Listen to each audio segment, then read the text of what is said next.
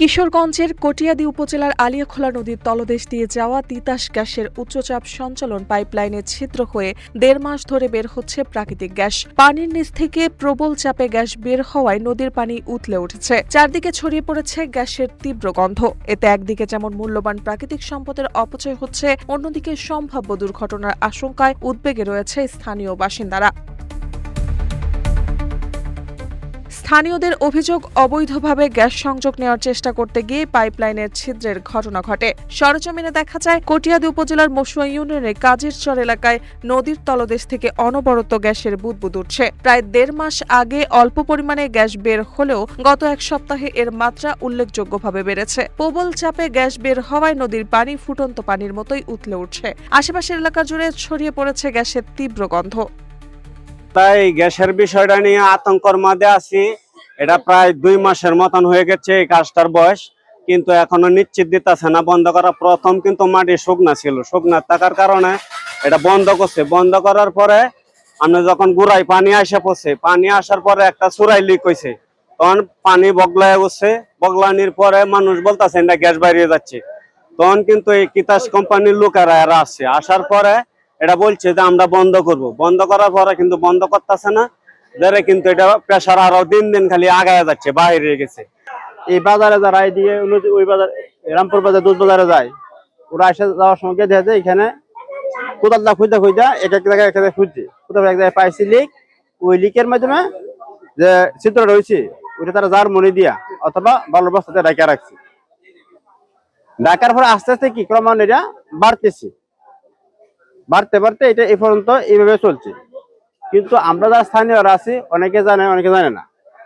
জানার পরে জিজ্ঞেস করলে কেউ সঠিক কথা বলতে পারে না যে কে আবার কারা করছে, কে আবার কারা করছে। এই যে একটা সরকারের একটা সম্পদ, এই সম্পদ নষ্ট করতেছে। এই নষ্ট মানে আমাদের সম্পদ, সবারই সম্পদ। এখানে এই সম্পদ নষ্ট করলে আমাদের নিজের থেকে এখানে যাইতেছে। তা আমরা চাই এই সম্পদ যারা নষ্ট করছে এদেরকে আইনের আওতায় নিয়ে এসে কি এটার সুষ্ঠু তদন্ত করে এটার বিচার করা। এলাকাবাসীর দাবি, কিছুদিন আগে নদীর তলদেশে থাকা পাইপলাইনে ছিদ্র করে কাজিরচর গ্রামের একটি চুনা পাথরের কারখানায় অবৈধ গ্যাস সংযোগ নেওয়ার চেষ্টা করা হয়। তবে নদীর পানি বেড়ে যাওয়ায় সেই চেষ্টা ব্যর্থ হয়। এরপর থেকেই পাইপলাইনের ক্ষতিগ্রস্ত অংশ দিয়ে গ্যাস বের হতে থাকে। এই ঘটনার সঙ্গে জড়িতদের বিরুদ্ধে দ্রুত আইনগত ব্যবস্থা নেওয়ার দাবি জানান তারা। এটা বাড়ার কারণ হইলো এটা চুনের ফ্যাক্টরি করছে। চুনের ফ্যাক্টরি করার পরে ওই এটা 5 নিচে রাত্রে 5 নিচে কেবা কাহারা নিচে এটা কেউ বলতে পারে না। না বলার কারণে কিন্তু এটা অনেক গ্যাসের আমাদের দেশের সম্পদ, এটা কিন্তু সবার জনগণের সম্পদ। এটা কিন্তু গ্যাসের প্রেসার পাচ্ছে না। মনোদ্দি, নারায়ণগঞ্জ, কিশোরগঞ্জ প্রত্যেক জায়গার মাথায় গ্যাসের সংকট দেখা দিছে। যারা এই লাইনগুলি ব্যবহার করছে, সরকারের যে কোটি কোটি টাকার সম্পদ যেন নষ্ট করতেছে, এরা যেন উচিত সুস্থ বিচার যেন সঠিকভাবে তদন্ত করিয়া তারা সুস্থ বিচারটা যেন সঠিক মধ্যে হয় দিয়ে আমরা কামনা করি।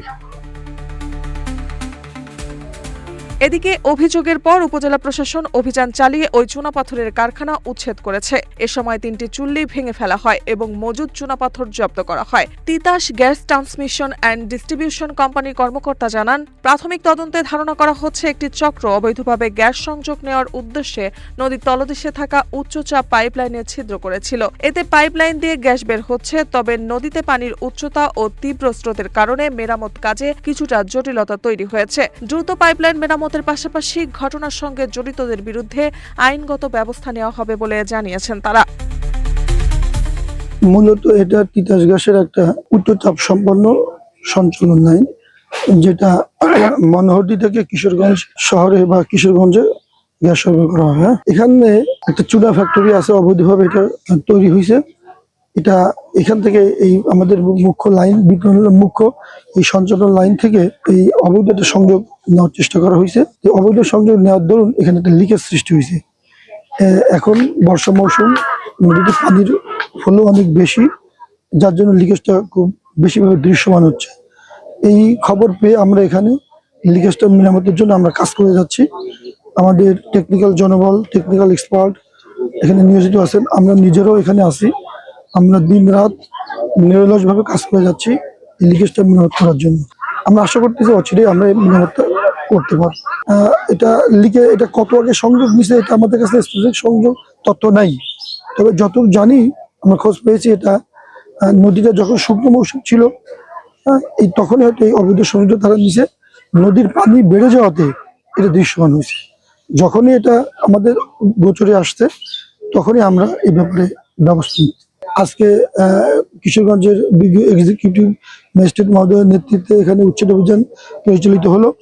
পাশাপাশি স্থানীয় পুলিশ প্রশাসনও কাজ করছে, এর সঙ্গে কে বা কারা জড়িত তাদের মতো করে তারা ব্যবস্থা নিচ্ছে। আমরাও এটা ভাবে এটা খোঁজখবর নিচ্ছি এবং আমরাও আইনগত যে ব্যাপারটা এটা আমরা দেখছি, আমরা নিয়মিত মামলা তাদের বিরুদ্ধে রুজু করব। তারপর জনবলকে আমরা পাই নাই, তারা এখন পলাতক আছেন। দীর্ঘদিন ধরে মূল্যবান প্রাকৃতিক গ্যাস অপচয়ের পাশাপাশি এলাকাবাসীর নিরাপত্তা নিয়ে উদ্বেগ তৈরি হয়েছে। দ্রুত পাইপলাইন মেরামত এবং দায়ীদের আইনের আওতায় আনার দাবি জানিয়েছে স্থানীয়রা।